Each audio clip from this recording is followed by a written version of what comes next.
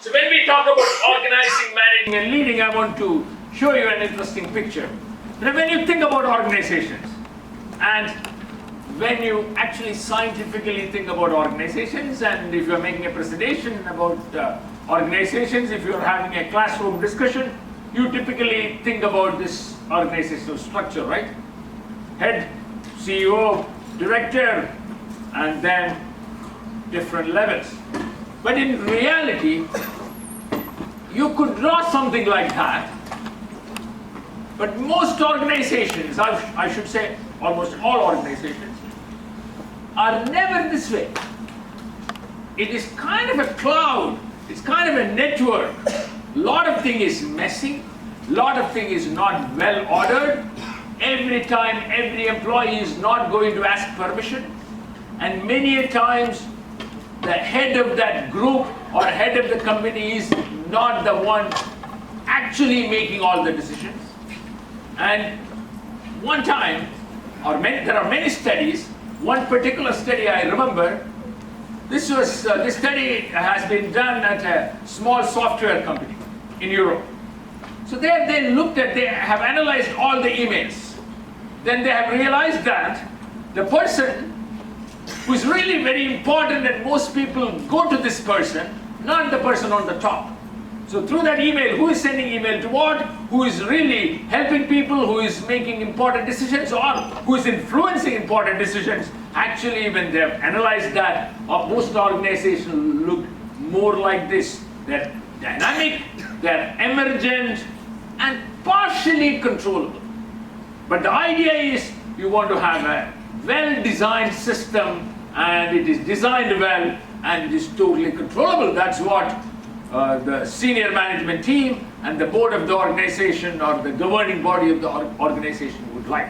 But in reality, organizations are like this, and starting point is to understand how people behave, what is unique about them, what is common to all of us, and how do we interact. So that's the starting point.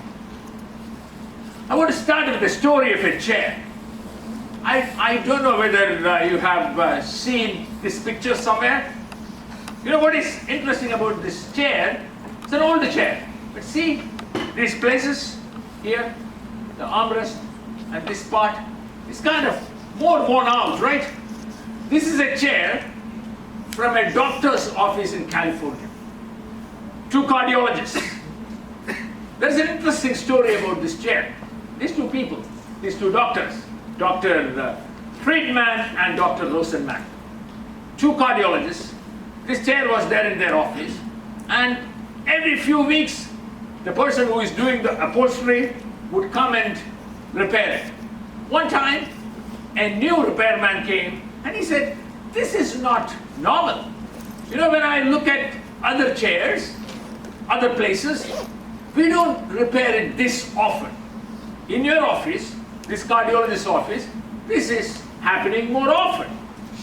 Then they started studying what is going on. Do you know what is going on? Any idea? What could be going on? Yes? So they were very consistent with their work, and every day they were coming to their work and sitting in the... No, it is not their chair. It's the chair where patients come and sit. Maybe there could be more...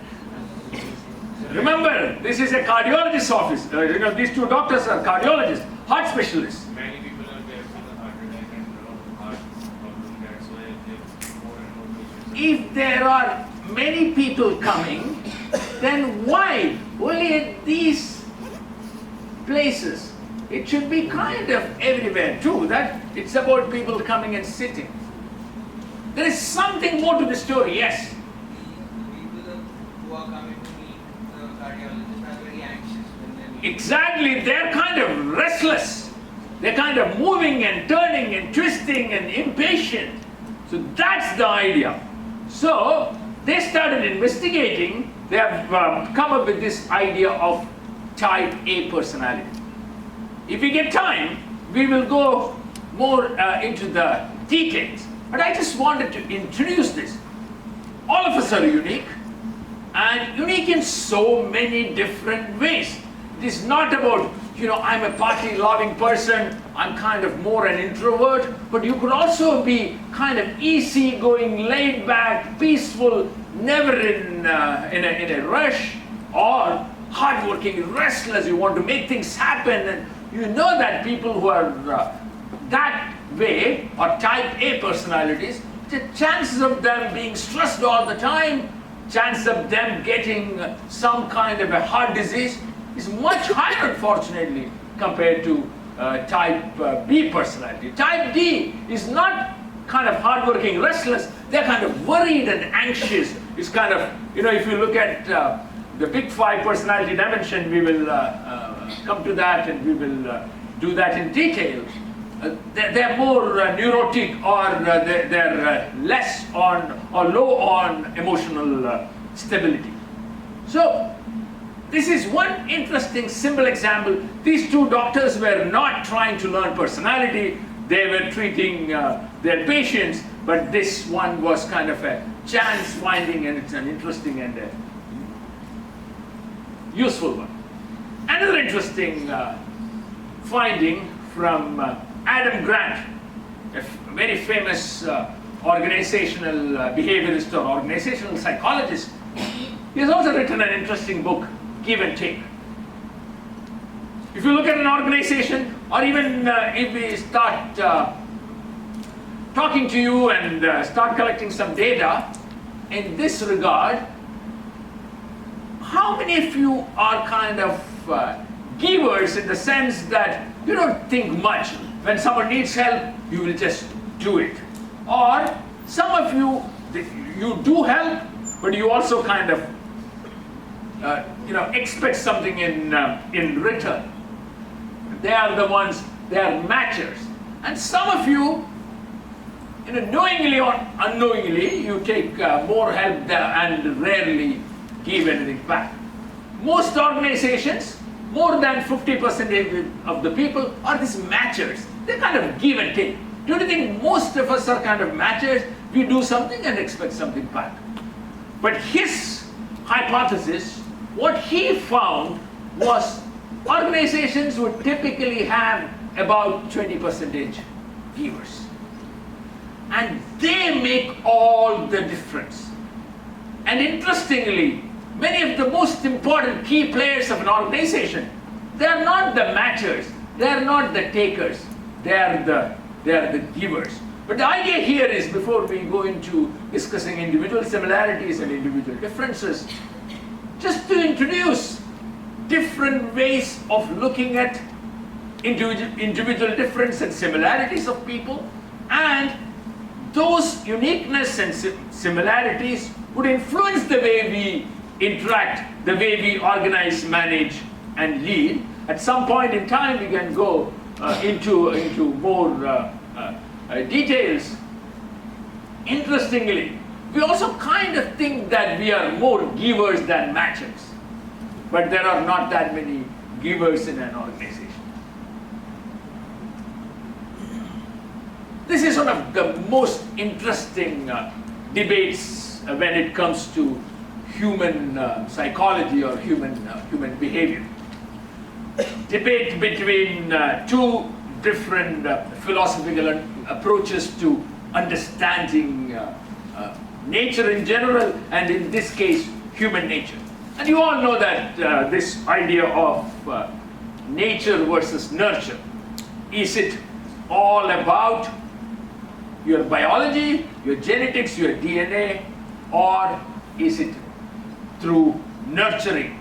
You learned, you're in a particular environment, this is the family you were born in, this is the school you went to, this is the city you live, this is the neighborhood, your friends, your other extended family.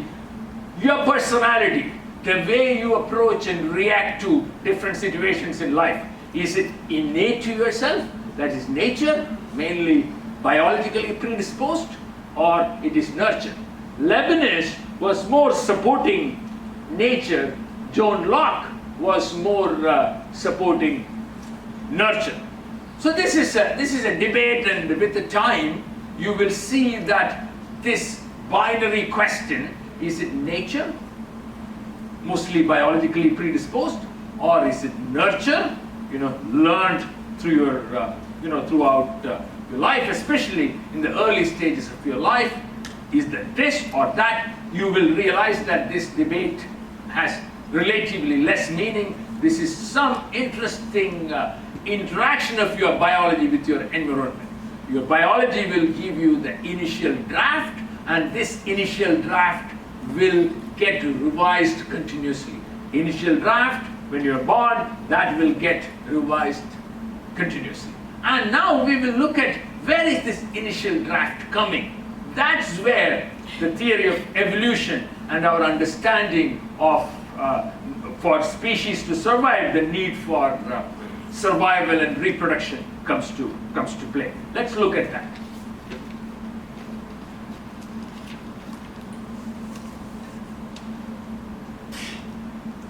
Human mind is not just a tape recorder or a video camera.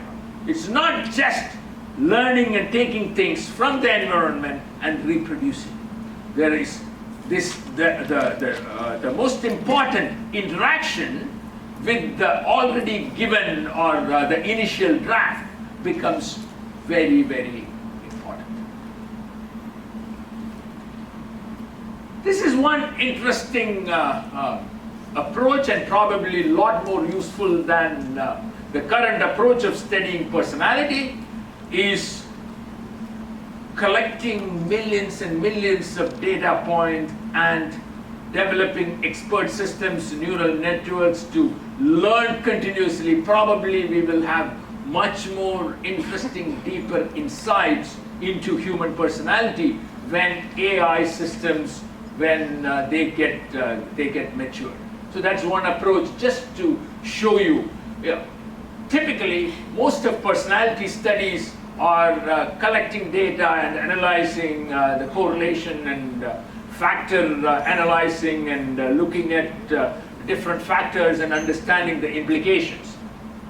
But AI probably would give us a bit more insights into, or much deeper insights. At least that's what we are thinking. Human behavior is a function of who you are. Nature versus nurture, that debate we can go into that bit later. Your situation, definitely very, very important. Your values and beliefs. Your values and beliefs would influence the way you react to a certain situation, and it's the extent of that influence could be way more than one could imagine. Many times we talk about, oh, he or she behaved that way because of the situation, or he is that way, that is personality. We rarely talk about he behaved that way because he has these sets of beliefs, his idea, and these beliefs, we are not talking just about you have a set of conservative beliefs or you have a set of liberal beliefs. You could have all sorts of other beliefs which may not come under strict classification of a conservative belief or a liberal belief. And your behavior could also be influenced by transient event.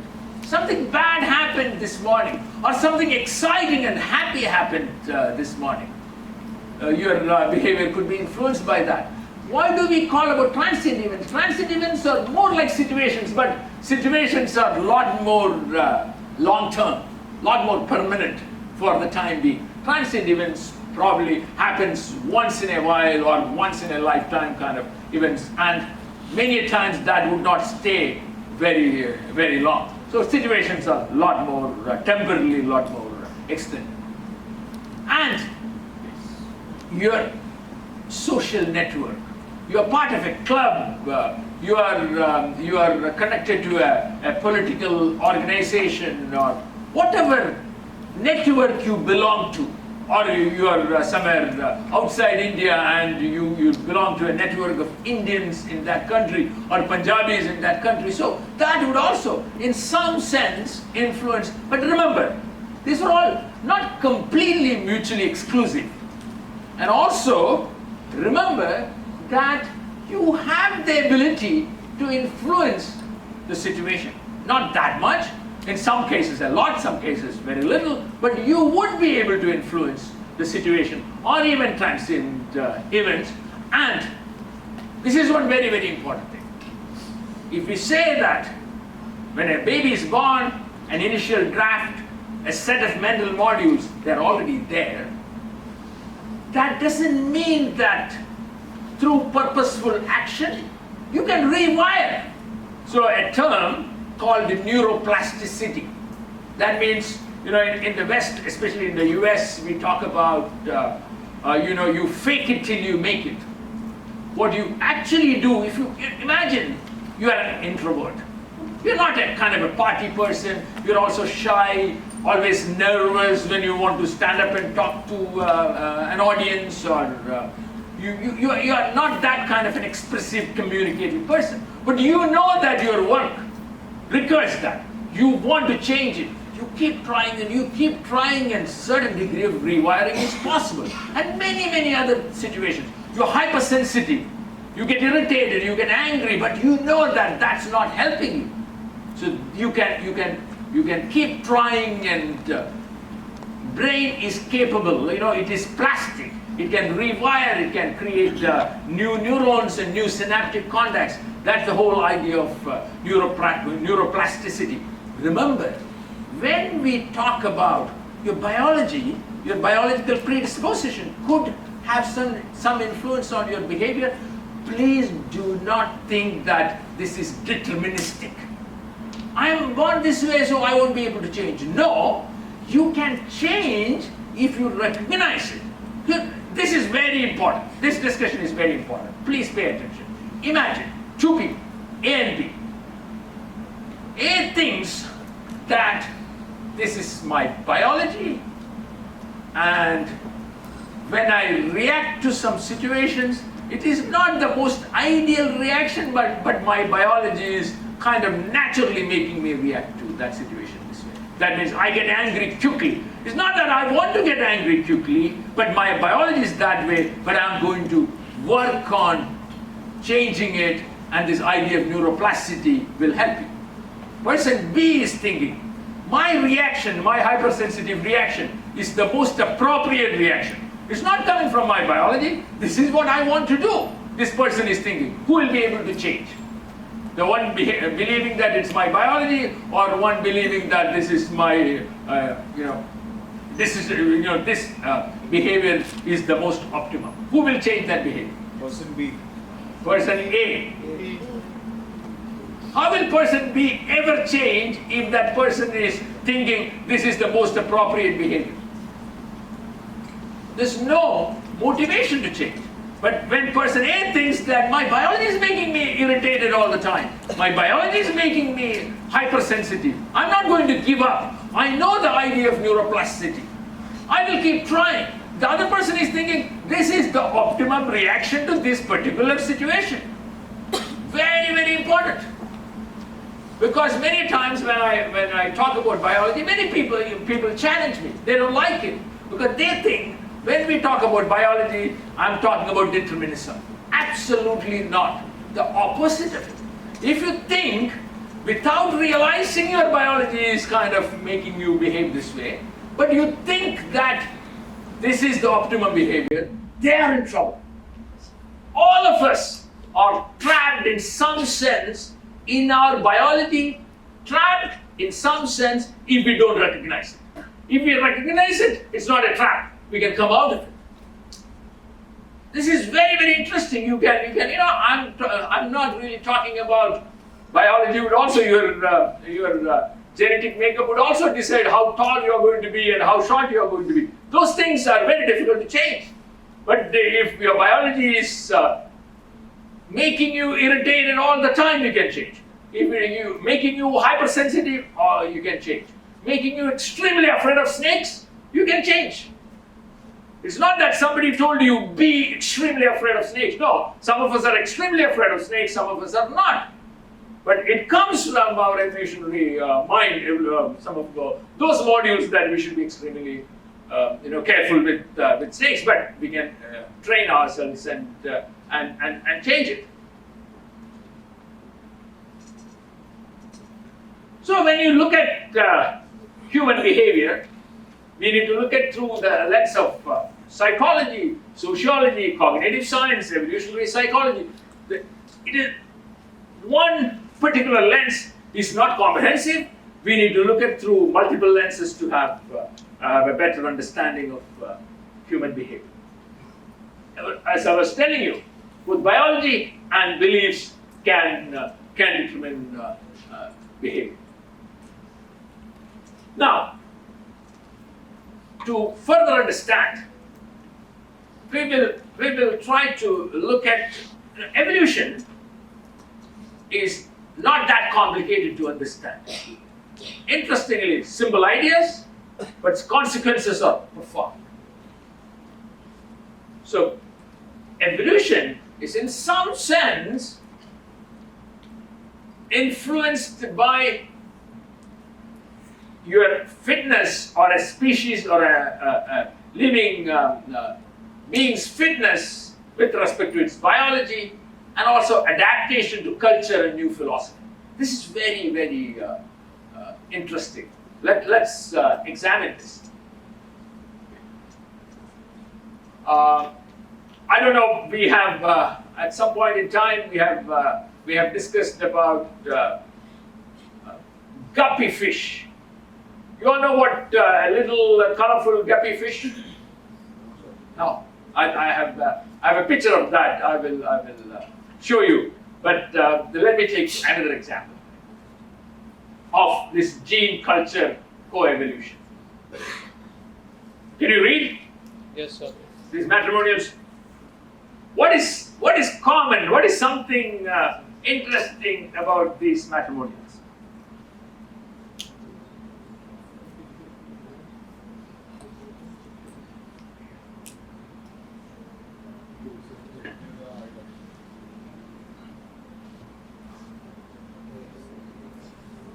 Right? So if we all are all the time looking for slim, fair skin, what would happen after 10 generations? Most of our daughters will be fair skinned because it is not just a need for survival, it is also a cultural expectation. So this is what is called gene culture coevolution. You see, if we selectively do this, after several generations, that is what is going to happen. Now, human brain is interestingly like a mobile phone. So hundreds of apps. We also have hundreds of mental modules evolved for a particular reason. Now the question is, when I make this statement, evolved for a particular reason, please remember, evolution needs mutation. Mutation is not purposeful. When I say evolve for a purpose, a particular purpose is certain random mutations help survive very well or reproduce very well. Now when we look back, it looks like evolved for a particular purpose, but it's survived, sustained, that's why it is there. So there are multiple mental modules. These mental modules are not well integrated. You know, sometimes your mobile phone could hang. One app is doing something and which is bit contradictory with what another app is trying to do. So same way, our mental modules could also, some of the modules could also cognitively have cognitive conflicts. That happens all the time. See how many times you have realized that you're kind of placing something on the table, and in one hand you're just going to place it, and you also get an intuition that this is going to fall, but still you place it. You know why? One particular part of the brain or module, you know, talking about part of the brain and module as the saying is not accurate, but one particular module, one particular neural circuitry has given that signal, keep it here. But the other one has quickly realized that it might fall, but this is not coordinated. So that's why you place it and it will fall. And you think, you know, I knew it will fall and it has happened. So that happens all the time. Multiple mental modules, and all these modules are important independently and in some cases collectively, but they are not well coordinated. Because human brain, interestingly, is not the most well-designed device, but extremely complex and extremely useful for us. Charles Darwin, all of you know, Alfred Wallace, both of them have tremendously contributed to our understanding of human evolution. And once again, the ideas are simple. Mutation is completely random. In simple terms, mutation is a copying error. I'm not a biologist, I'm not a geneticist, but for our understanding in our organizing, managing, leading class, mutation is a copying error and it is completely random and it's not purposeful. But it looks like there is a purpose. This random mutations, random copying error will produce variability. It is passed on to other generations. It is heritable, this mutation or the mutated gene is passed on, and if that is going to help the species survive and reproduce, those would stay. Those mutations would stay. Here is one interesting example from my home state, Kerala. So in the hills of Kerala, there used to be prevalence of malaria. But most people there rarely get malaria because they have this genes to produce the sickle cell. You know, when both parents carry the sickle cell, but they don't show that sickle cell disease, there is 1/4 possibility that the child is affected. But if 1/4 possibility that this child won't carry that.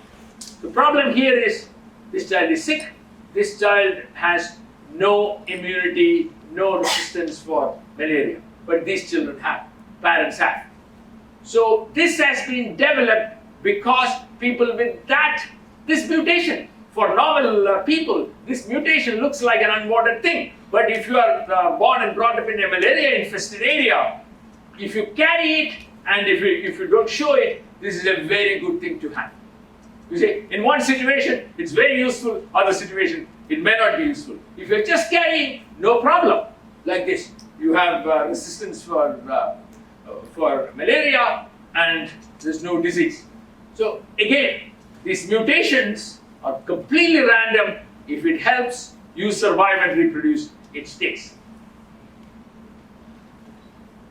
It's an interesting question here. What is common between a peacock and a man with a Ferrari?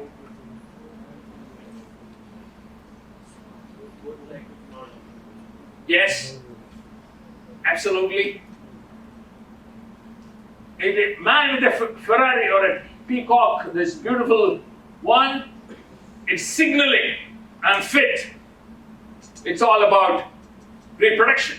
But sometimes, what would help you attract a suitable mate might go against your ability to survive, because the most beautiful peacock would have sometimes difficulty to fly away quickly because it's too big and heavy. And also, if this guy is taking a lot of or spending a lot of money, future survival will become difficult because he'll have to sell all his assets. So both survival and reproduction may not all the time go hand in hand. You see?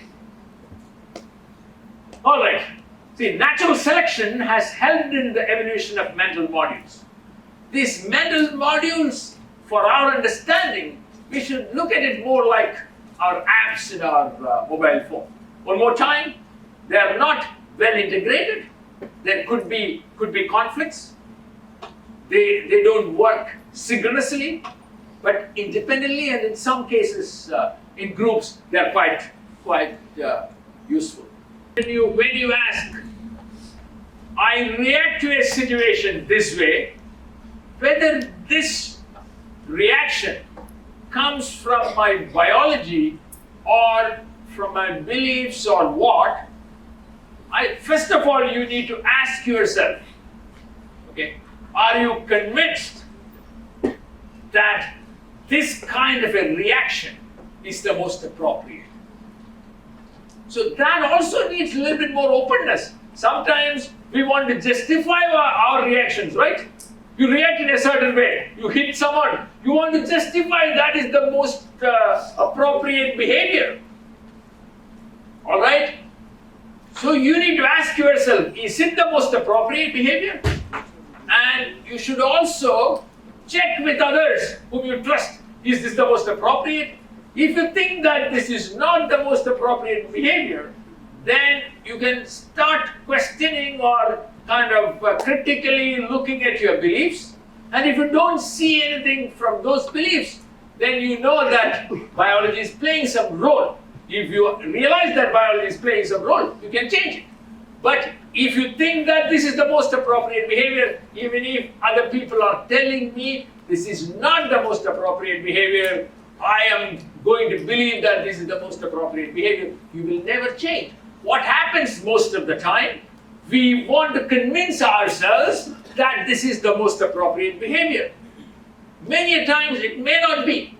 We do all sorts of things and then we justify that this is the most appropriate. Many things, it comes from your biology belief that it's rational. If you realize it, and unfortunately, many things which are critical to being a true professional comes from our biology. I can tell you, getting irritated quickly, it would have a good contribution from your biology. Getting angry quickly, getting upset quickly, going into a kind of a mild disappointment to kind of a mild depression quickly. A lot of it comes from your biology. So don't think that this is natural so that I will accept it. No. Whenever you think about this is what you need to understand, because most people misunderstand when I talk about biology. When I talk about biology, I'm not at all talking about a deterministic understanding or approach to understanding human behavior. Not at all, the opposite of that. If you realize that it's your biology, I also have my own problems. I try my level best. Sometimes I get irritated and get angry and get egoistic. A lot of it is my biology. Being very egoistic and acting in a certain way, it's your biology. If you realize it, you come out of it. You can come out of it. You practice it. Neuroplasticity. It's possible. But there's no point in asking how much of it is biology, how much of it is my belief, how much of it is, no. You ask this question, is this behavior appropriate? Is it relevant for this organizational situation? Is it relevant for this family situation or with my friends? Is it relevant? Is it useful? Is it appropriate? If you are in doubt, ask few people whom you trust, then you start working on it. That's very, very important. You see, life is all about learning and changing. And change is most of the time it is painful. Sometimes learning itself, from a psychology point of view, learning is defined as behavioral change. It could be painful, but you need to recognize it, then you can change. If you don't recognize it, and if you think that this is the optimum behavior, you'll never change. Make sense? Sure. Thank you. So can we quantify both nature or nurture? Almost impossible. Don't even try, because that's not useful. But of course, behavior genetics people would say that this particular trait has a 50% probability that this comes from biology. 40, 50, it doesn't matter that much. If there's a biology component, that means that it is not what you want to do, but it is you're naturally doing, just like a reflex action. Some of those behaviors. 40% can overpower 60% of the biology. No, I think it is not actually that simple. What can overpower is your recognition that you want to change or not change. That will overpower everything. Mental modules are formed for a purpose, okay? And there's also especially mental modules related to detecting danger. You see, here's a question. So these three pictures, okay, whatever it is, if you see it, kind of dim light, you're not sure what it is. Should it be fast and inaccurate or slow and precise? All looks like snake. Should we make a quick decision and a wrong decision? That is better, or slow and an accurate decision? Assessment. Fast and inaccurate will save you, but also in this modern world, many times fast and inaccurate, especially when it comes to human interactions, fast and inaccurate will get you in trouble. But our brain is wired to making what? Fast and inaccurate. But in this modern world, we may not need to all the time make fast and inaccurate. So this is some of the interesting ideas coming from evolutionary mental modules. So this is a guppy fish. Okay. Now, these guppy fish or fishes, whatever the English you use, they're wild and they're not this beautiful. All right, they're not this beautiful. Now, you want to breed beautiful guppies. You get a male and a female. So typically, this is a male with much bigger fins, and this is a female. This is kind of a bred one, but from the wild you can catch maybe a few pairs of males and females, and you start breeding. One good thing about guppy, you don't have to wait for months. In 6 weeks, 8 weeks, you get babies. And guppies are also, they put eggs inside, and babies are born. Even though they lay eggs, but it's put inside and then keep it, and babies are born. In 6 to 8 weeks, few hundred babies are born. What you do is because you want to get this kind of purple color, you separate the little ones with a very little purple tint. They're not like this, but little purple tint. And in 8 weeks, you again get it. So, bit more purple. After maybe 10, 20 cycles, what will you get? Something like this. And now you want red guppies. You separate the ones with little red tint. Then you kind of repeat this cycle. So this is exactly what evolution is doing. Here it is not guppies' ability to survive and reproduce. It is we go in and selectively do it. That's exactly how we breed rare species of dogs. That's also the reason why some of the most interesting dog species, they have back problem, they have other kind of diseases, because it is not a natural selection. Human beings would go in. That matrimonial is also not a natural selection. Our culture is kind of influencing. Our new philosophy could influence. I think it's not, what should I say, it's not fair to talk about certain things, but you think about it. Today, our advanced medical care would help many people, otherwise they would not have survived and reproduced. But now we make it happen. Philosophy. So biology, culture, philosophy, all are influencing the way we evolve now. Now, look at this. Europeans' color of their skin. About 7,000 years ago, Europeans were dark-skinned. You all know that what happened about 7,000 years ago. Their eating habit changed. Eating habit changed, color of the skin changed. How?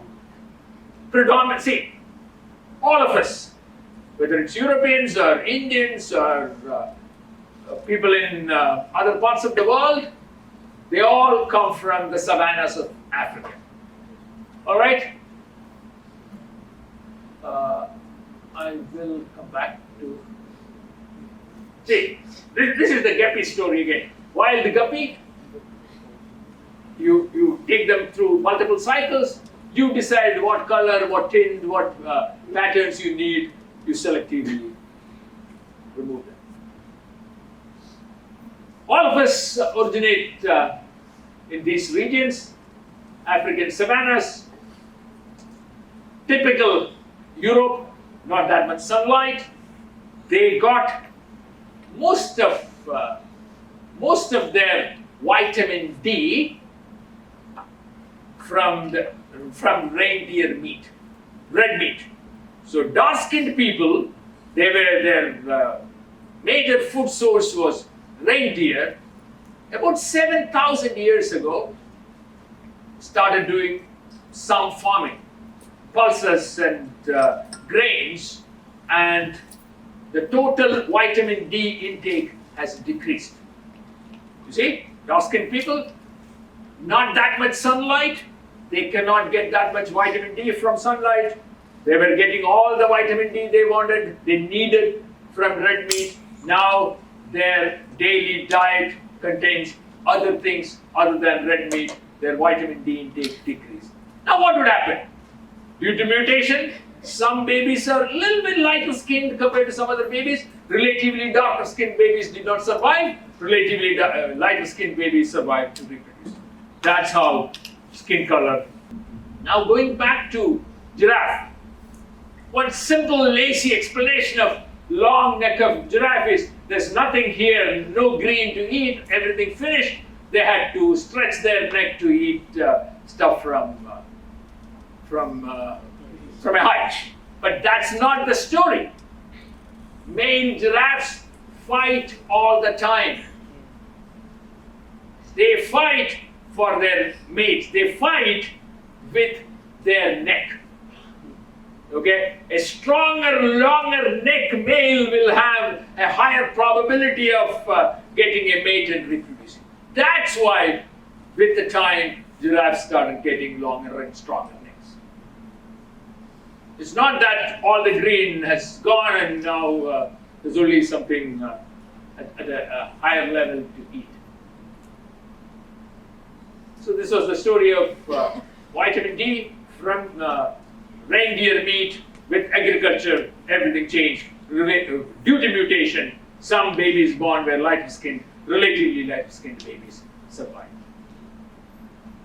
So far, questions?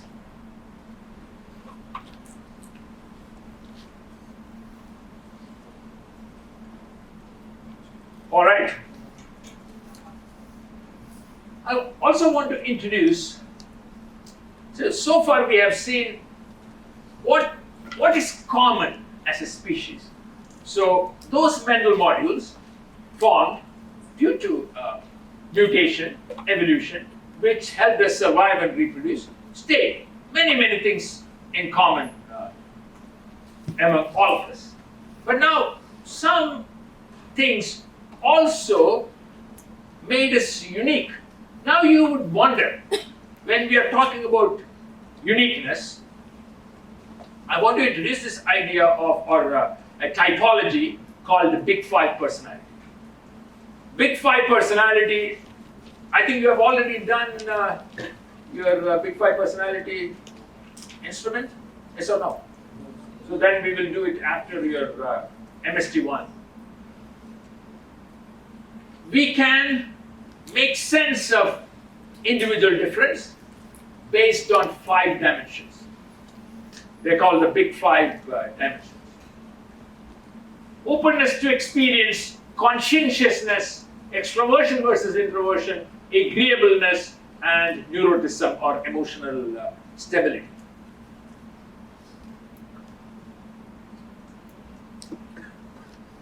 Let's take one by one.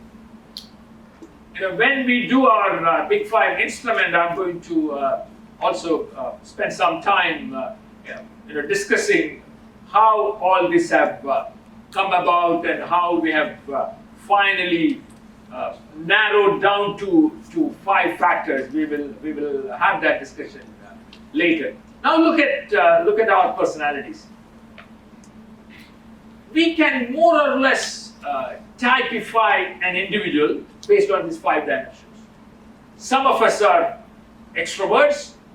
We like to go out, party, communicate with people, make new friends, and talk and talk and talk.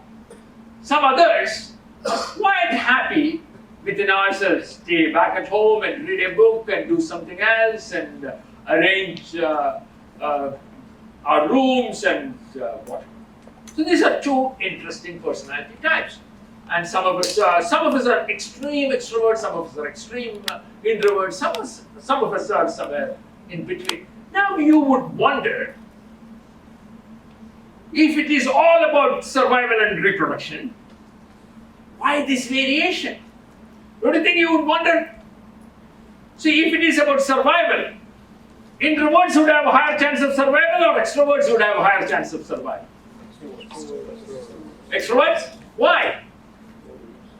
Why? It's all about probability, but why?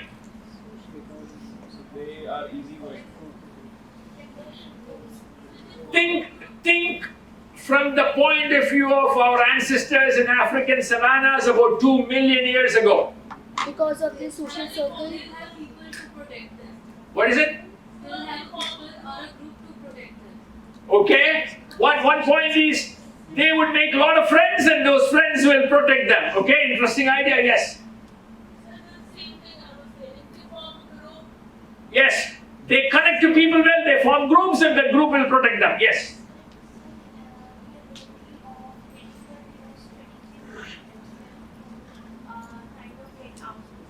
So you think that they're also kind of open-minded, innovative, openness to experience and all is another dimension. You could be an extrovert and not that open, but still I'll take that point.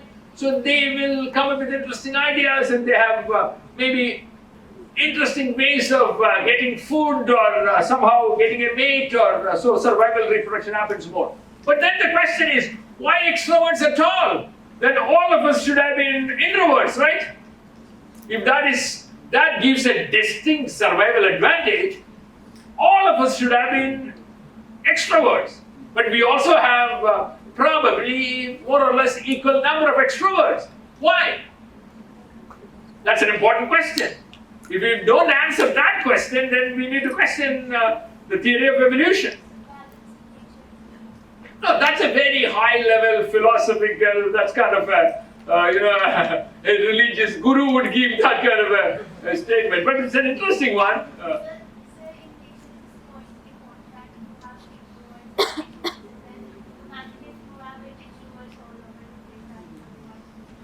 That makes some philosophical sense, for sure.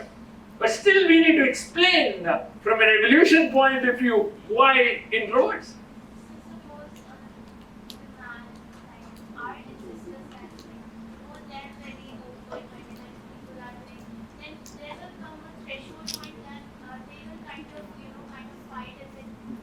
I think that's a great point. That's an absolutely. So one of the points she's making is, if all of us are extroverts, at some point in time, all of us fight for, all the extrovert men would fight for mates, and that won't work that well. All right? Then, some people becoming introverts would also have a distinct survival and reproductive advantage. What is the distinct survival advantage? First of all, introvert men may not go and fight unnecessarily. Their chance of survival that way is much higher. Introvert men may not take that much risk, may not run behind a huge animal. Extrovert men do. Okay? So when extrovert men fight for their mate, and probably both of them will get hurt, then introvert men would have an advantage. You also sometimes see among animals, two animals fighting and fighting and fighting, a third one will come and have all the fun. So, both introverts and extroverts would have a distinct survival and reproductive advantage. That's why this variation. So, this is very much in line with our idea, our understanding of evolution. You made a very, very interesting point.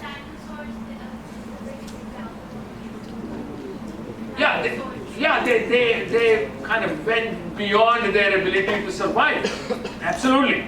So, same way, let's take another example of conscientiousness. This is very, very important. Whether we like it or not, let me make this clear. In this modern world, if you are relatively high on this dimension, it's a big word, conscientiousness, you have a much better chance of advancing in your organization. And also students who are typically getting very high grades are also relatively high on this dimension, conscientiousness. You will not do a wishy-washy job. You will sit down, you will focus and work very well. You are not typically happy if you make a set of PowerPoints somehow. A person high on this dimension will make a set of good slides, make a good presentation, good report, study well, more focused.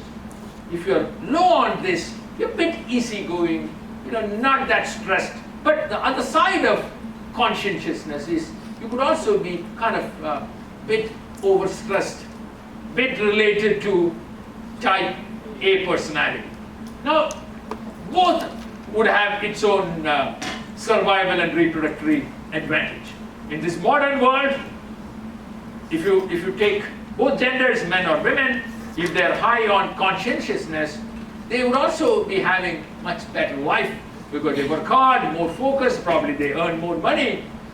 They definitely have that. The other side, the advantage is less stressed, more easygoing, probably relate to people a bit easier than when you are high on this dimension.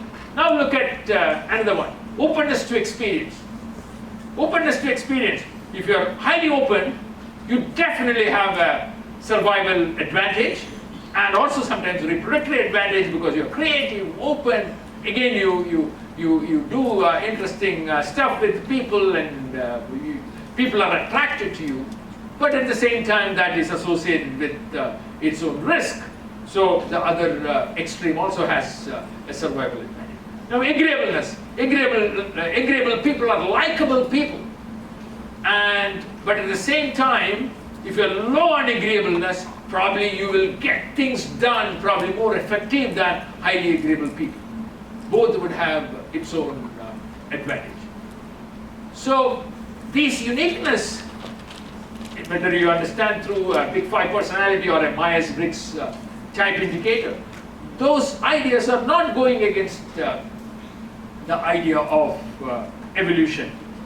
Random mutation, what helped you survive and reproduce state. So that is very much in line. So we will do this Big Five personality test in the class, and we will go much deeper into the evolution of this Big Five idea. This way. That makes it much easier to solve these disagreements. But this would at least give you an understanding of why somebody is taking a certain position or why somebody is approaching a particular situation. Understanding Big Five personality is not only understanding yourself, also about understanding other people. Once you understand where you stand, where the other person stands. I have an interesting example where I was involved. This example comes from Japan. About 20 years ago, I was part of a small company's board, one of the board members. Board always had difficulties in coming to a consensus decision. And it was mainly because board members were quite unique in their personality. Some with very low agreeableness, some with very high openness to experience. So these people with a high degree of openness to experience, they always come up with interesting ideas.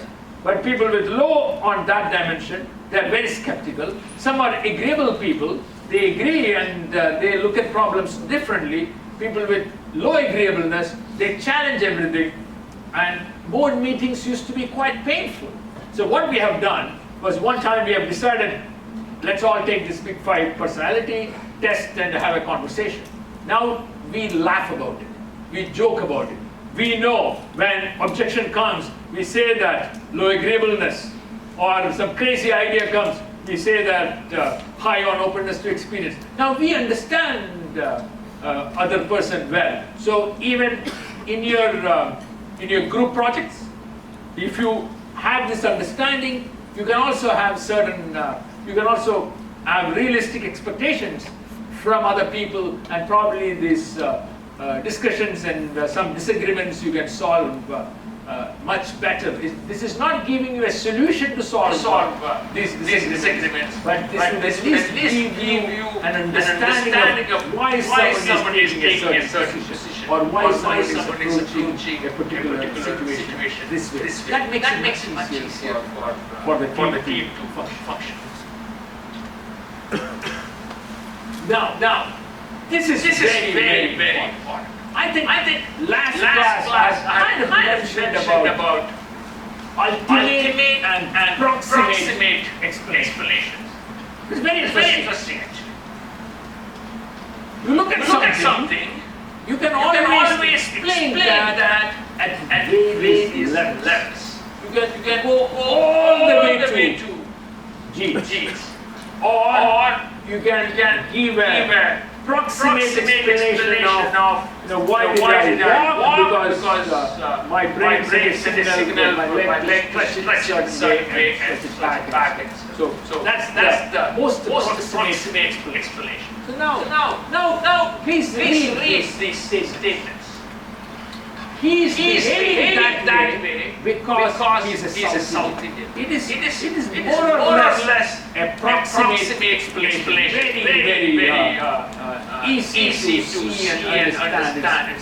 It is there in front of us. Kind of explanation. That is the highest. Here. Most proximate. The most ultimate example of an ultimate explanation is it is natural that young boys fight because of hormonal pressure.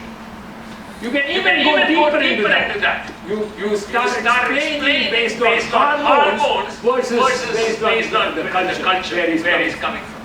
You see, he is behaving that way because of South Indian versus it's because of hormonal pressure. You can go deeper into that, that hormonal rush. Then you can go even deeper into that what gene produces this degree of hormonal rush. She is very proud because she teaches at Harvard. So you are not explaining based on culture, now you are explaining based on her current association. Right? So it is not that proximate, little bit heavy. Now, he acts confident because he is very close to the CEO and the level. She got the award because she is very hardworking and focused. He is excellent in mathematics because he has a sharp brain, one level down. It is natural for him to react that way because he got scared, at the level. I'm not surprised that he is in the Indian cricket team because he comes from a famous cricket team. Little bit more proximate. So you can explain behaviors at so many levels. You can go all the way to genes and hormones, endocrinology, to culture, your current association, and your social network. And anything in between. This is very interesting. Here is a picture from I don't know, remember 2-3 years ago. There was this argument, fights about women entering a temple in Kerala. So that is this picture. Culture. Subculture is organization. Leadership. Follower interaction. Values and beliefs. Here. Our cognition. Brain processes. Evolution. Genetics. Endocrinology. All these levels. See, mostly organizational behavior would stop somewhere here. Culture, subculture, leadership, values, belief, sometimes we go to publish. But for us, we go up to here. We are not qualified to doing this. If we are interested, we can. But we normally stop at this level. But we come up to here. This is also, coming up to here is also rare. If if you type in organizational behavior and evolutionary approach, you may not get that many videos on YouTube. Right. But it's a good basis for making sense of what is going on in an organization. Questions?